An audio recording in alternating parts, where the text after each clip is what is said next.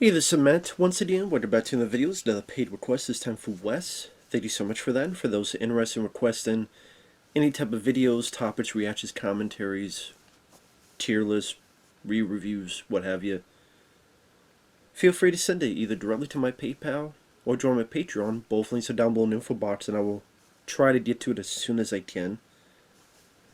This is for a film that I never heard of before, The Wind and the Line from 1975. It's directed by John Milius. This is the guy that would go on to direct Conan the Barbarian with Arnold Schwarzenegger, the original Red Dawn with Patrick Swayze. This was his, I want to say, second film, and it stars Sean Connery, Candice Bergen. She would go on to be in the TV show Murphy Brown, a lot of other stuff. Brian Keith, who I remember from the Burt Reynolds film Hooper, but he's been in other movies too. He plays Teddy Roosevelt. Jeffrey Lewis, who is the sort of the uncle and Jean-Claude Van Damme's double empath who helps the twins Chad and Alex on their journey. He was also Clint Eastwood's buddy in Every Which Way But Loose and the sequel Any Which Way You Can.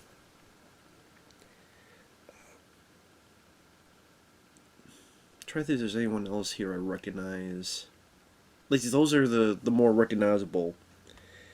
It takes place around 1904 in Morocco, where Sean Connery plays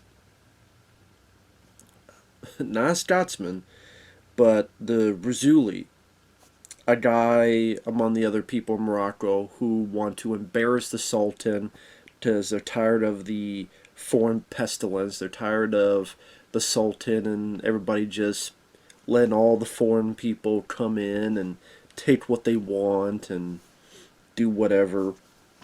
So they decide to kidnap a Candice Bergen and her two kids and say, listen, we want all this money, we want all these guns, or otherwise bad things are going to happen. Meanwhile, Teddy Roosevelt, he hears about this, and he's very gun-ho. It's very gun-ho take on Teddy Roosevelt. I mean, the first time we see him, he's boxing someone. There are times where it seems like he doesn't care about politics so much as, he killed a bear, hunted a bear, and he wants the bear stuffed. And they're giving him drawings. No, not that. That looks like a cow. Well, you want to be drawn like a cow if you're a grizzly bear? No, it should be like this. So, in a way, you could say he's made to look a bit foolish, but at the same time, it seems through word of mouth that Connery respects Teddy Roosevelt's grit, and Roosevelt maybe respects Connery. I kind of wish they delved a bit more into that, and even to the point that maybe the two met, and maybe that'd be a changing of history. But I mean, it wouldn't be the first or last time that history was altered for film effect. But it would have been nice if he had a bit more of that into it. But the two kids start looking up to Sean Connery's character. Sometimes I'm going, well, why? Because they are killing people. Like when they kidnap the Candice Bergen and the two kids, they do kill some people, and some of them are innocent people. I mean, there's a poor guy when they take one of the kids who's like in the corner, and one of them just kill the guy with a sword. I mean, I don't know where the honor is in that. I mean, Connery doesn't do it, but like your men do it. So there's a part of me that's like, well, why are the kids enjoying this? Like they seem to be getting enjoyment out of being kidnapped, and I will say that didn't register in my mind 100% as to why that was the case. I did like Sean Connery and Candice Bergen and their back and forth. Always been a fan of Sean Connery, my favorite being Outland, the sci-fi film he did in the early 80s, but also it did Joe's Last Crusade, some of his work as James Bond, The Rock, among many others. And Candice Bergen I liked as well. I remember back in the day, we only had 4 channels: ABC, CBS, another form of CBS, and PBS. And of those four, the most I would watch is ABC. But every once in a while, I would turn on CBS, and one of the shows I actually would not mind revisiting again. But I remember not minding Murphy Brown. Just remember not minding Candice Bergen as an actress. Now, apparently, John Milius did not get along with either one because he thought Sean Connery was a bit rough, and Candice Bergen, he didn't think was the best actress. I disagree. I thought Candice Bergen did a good job. She's someone that could stand up to Sean Connery and doesn't feel like she's overtaken or blown off the screen or intimidated. I would say some of the better scenes is between those two, whether they're playing chess or when Sean Connery comes back with someone and there's a ton. She's like, "Why'd you cut out the ton?" And Connery goes, "Well, perhaps the previous owner had nothing pleasant to say." Or Connery will say these phrases like, "Ignorance is a steep hill with perilous hills at the bottom."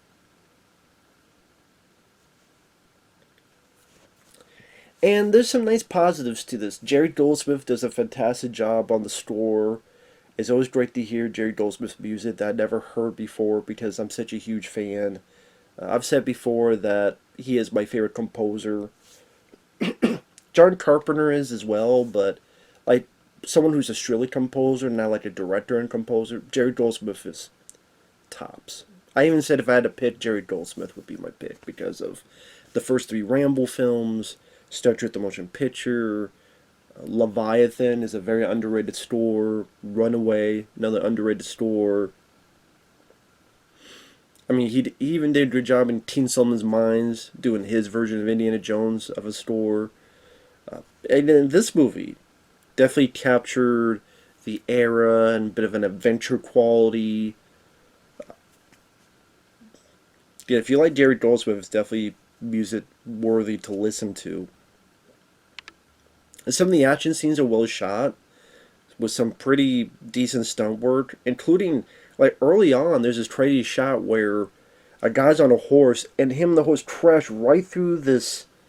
It's not glass, it's not a wall, it's both.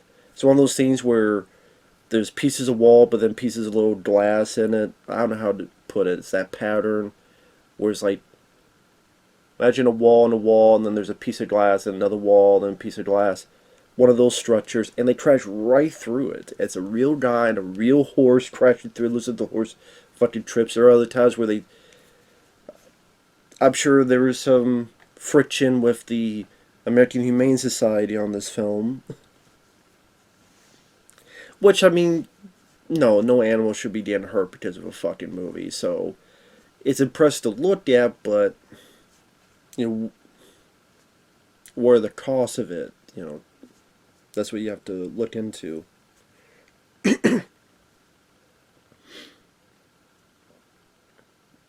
Which I understand, that's why nowadays, that's one of the reasons why you see a lot of CGI animals.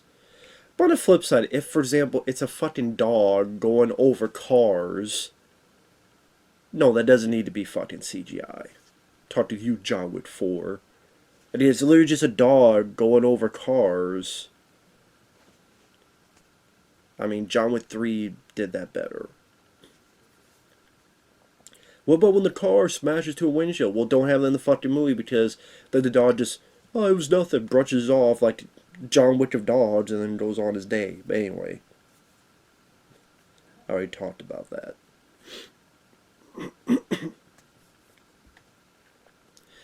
Now, if there's a performance I didn't really care for, sadly, was Jeffrey Rush's. Not Rush. Jeffrey Lewis. I keep saying Jeffrey Rush.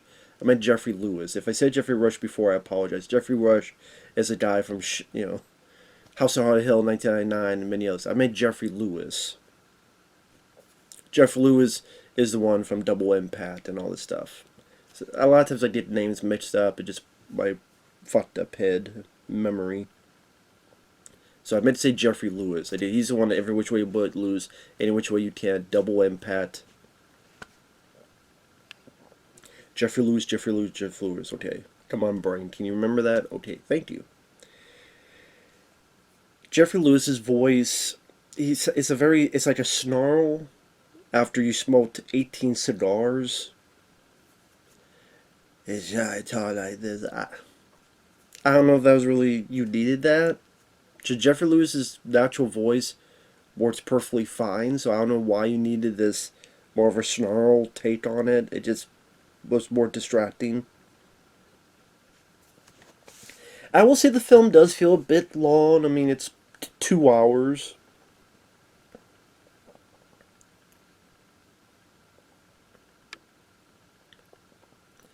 And there's some nice scope to it.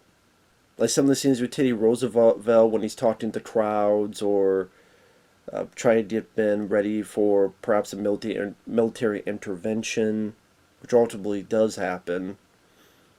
So it's not like a film that looked cheap, not in the slightest. There's not wall-to-wall action, but when it happens, it's decently staged. There's a bit where Candice Bergen and two kids, they think they're going to be rescued, but the guy fucks them over and turns them over to other bad guys as Sean Connery goes in to rescue them. And there's a bit with him and another guy going towards him with a sword, and he swings, and the guy's head gets cut off. That's a little bit that, okay, maybe he would be the right choice for a Conan the Barbarian movie.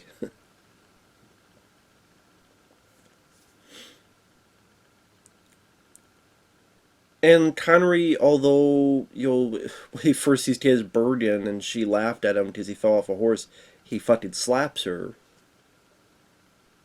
But then by this point, I guess they warmed up to each other, and he even says, well, I guess it's a spoiler. Spoilers.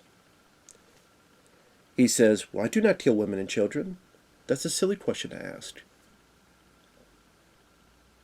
So she realizes that he's bluffing, and she's trying, and he's like, why do you do this? Because I'm bluffing too, meaning she's put on this strong act, but she's scared the whole time.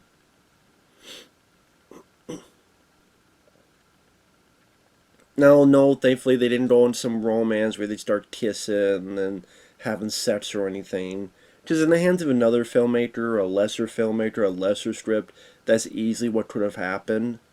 Where they do the horizontal fandango in bed. But no, they don't go that route, which was not needed.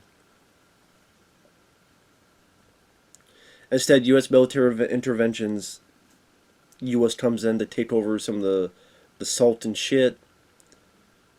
They say, we're going to go with your deal. Connery goes in. But then there's other foreign folks, like the Germans, and they take Connery. Candice Bergen's with the Americans and say, no, we need to save him. And the military guys are gung-ho. You know what? We don't get to fight. Let's do it. John Milius, for those who don't know, some people called him right-wing, a gun nut. Apparently, if you have the movie on the commentary, he goes into very detailed talk on each gun used. Which I have no problem with that.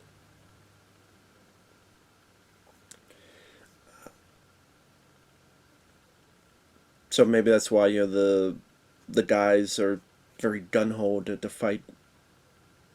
Which not too bad of a thing for me. And then pretty much the Americans and Connery's people were helping each other to fight the German folks. I mean, granted, for finale, it's not anything hugely memorable. It's not like crazy choreographed sequences that, oh wow, they're really stellar. Like, they're serviceable for a finale. I would definitely say I think John Milius got better with Conan the Barbarian and Red Dawn in terms of action sequences, in terms of pacing. But Candice Bergen gets the military to help, and her and Connery say their goodbye, and they go off. Candice Bergen kids are safe. And then Teddy Roosevelt gets a letter from Connery. You're the wind and I'm the lion. I roar, you don't hear me. But at least I know my place, and you, like the wind, will never know yours. I guess as in, Connery knows what I'm fighting for. I know where I'm at, but you, as we've seen throughout the film, it feels like, in a way, Roosevelt doesn't want to be there, or he's a, not that he doesn't want to be there, but that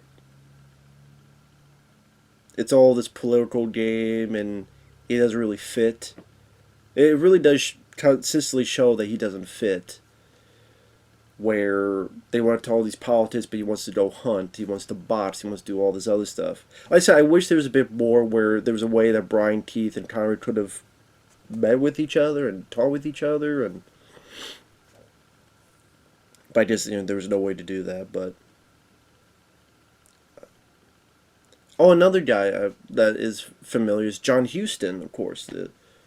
He plays a guy talking with Roosevelt and helping Roosevelt. I forget his Secretary of State, or I forget the exact term of his, but yeah, John Huston, older, established actor, he's in this as well. So I do think the film could have been cut down maybe 10 minutes or so. Maybe, like I said, it would have been nice to see if there was some way where Roosevelt and Rizzoli could have met face to face, or idea how much do you do about what changing. But at the same time, how much is this going to be historically accurate? I don't know if John Milius really cares about that.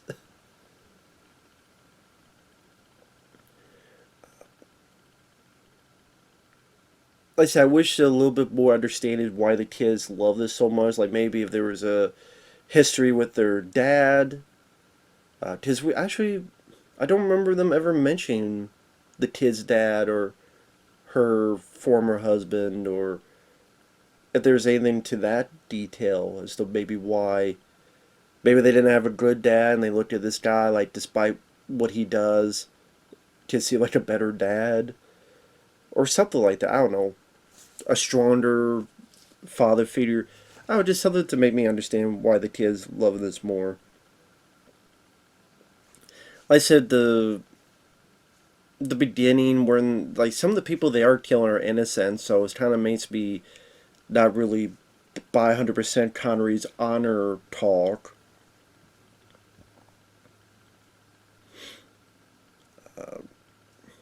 Especially if people had no. I mean, I know he kills one because they had a gun and that's not honorable, but like there's other people, ooh, and then they had no weapons, so where's the honor in that? Just saying.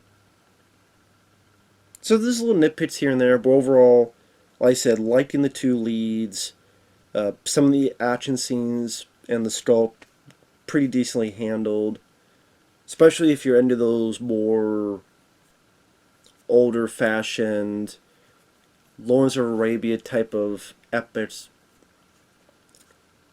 Jerry Goldsmith does another wonderful job on the score.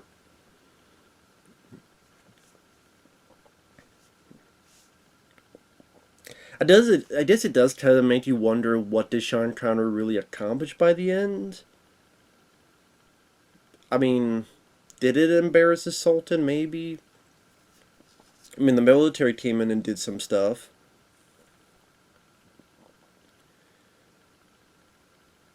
I mean, the last lines is Sean Connery talking with someone going, "We lost everything." And then Connery goes, "Where isn't there something worth losing everything for?" So it'd been nice to know, like, well, what happened afterward? Their full accomplishment. Even if it's just like text. Like, if it wants to be historical accurate, give us a little text of what happened afterward, or maybe it's not interested in that. So overall, though, I did like it. It was definitely worth at least one watch, especially if you're a Sean Connery fan, which I am. I always did like him as an actor. As I said, Candice Bergen I do like as well. So, John Milius film that I had never heard of before, but like I say, it's worth a watch if you like the people involved. Again, Jerry Goldsmith, John Milius, Sean Connery. Not a bad film at all. So, with that said, thanks for watching. We'll see you guys later. Bye-bye.